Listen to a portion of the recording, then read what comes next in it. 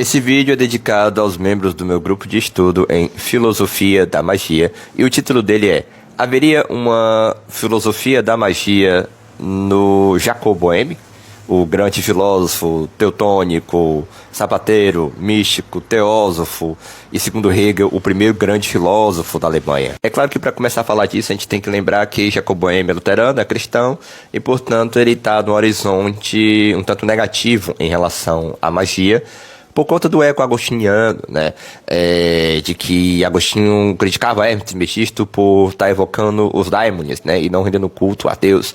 Então toda essa crítica da magia, da evocação dos daimones, de compreender a magia como evocação de daimones, vem lá de Santo Agostinho, estruturou a teologia cristã, e é claro que Jacob Boehme, como um cristão luterano, tem essa desconfiança natural e um tanto originária da magia. Mas existe sim uma filosofia da magia no Jacob Boehme, e ela existe em pelo menos 3 pontos, e era o que eu estava refletindo ontem, e eu escrevi aqui, fiz alguns esqueminhas, e vou compartilhar com vocês de uma maneira rápida, pra gente espalhar e aprofundar essa conversa, tá?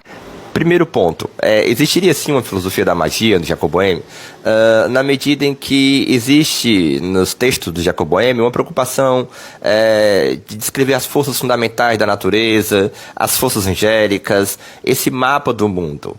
Toda vida que você tenta falar sobre esse mapa do mundo, sobre essa comunidade de seres divinos, de forças fundamentais que é a natureza, você está no terreno da filosofia natural, você está no terreno, por exemplo, de alguma coisa que vai te dobrar na magia. Ou seja, a magia nada mais é do que a filosofia natural aplicada. Então toda essa conversa sobre os anjos, sobre os princípios, sobre a natureza, sobre as 7 forças, tudo isso, né, e de como essa magia das forças fundamentais vai gerando a vida e vai gerando os elementos, tudo isso é uma dimensão de uma filosofia da magia.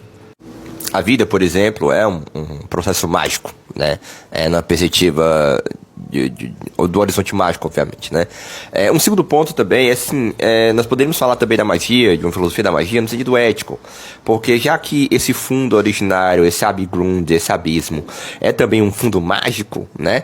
E por isso que a natureza também teria esse fundo mágico, na medida em que ela estaria ligado, de alguma maneira, a esse abismo fundamental. Então existe a tentação do abismo, que é a tentação de pegar esse fundo mágico e usar em função própria, né? E aí nós temos a queda de Lúcifer, né, como figura teosófica e metafísica dentro dessa narrativa teosófica do Jacob Boehme.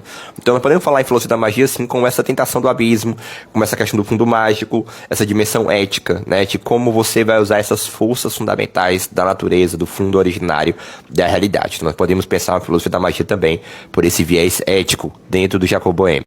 E um segundo é sobre Sofia, né, no sentido de Sofia responder ao apelo da alma penitente, né? Por que isso seria mágico?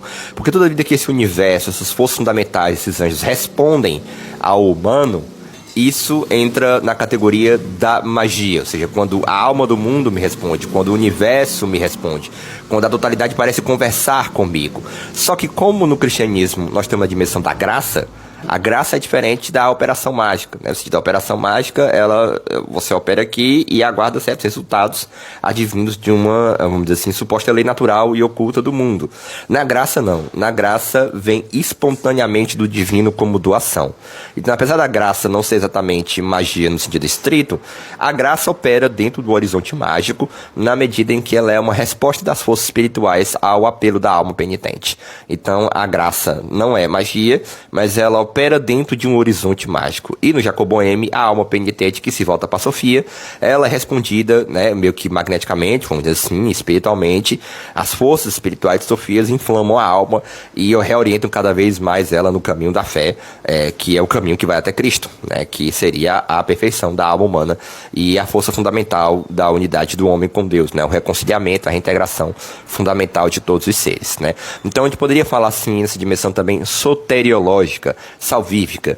Então são 3 pontos para recapitular. Filosofia da magia no Jacob Boehme, nós poderíamos pensar sobre a filosofia da natureza, nós poderíamos também pensar uma questão ética da tentação do abismo, né, ou seja, da tentação do fundo mágico, e soteriológica como essa resposta que a Virgem Sofia dá à alma penitente e, portanto, da magia propriamente cristã nesse sentido, né?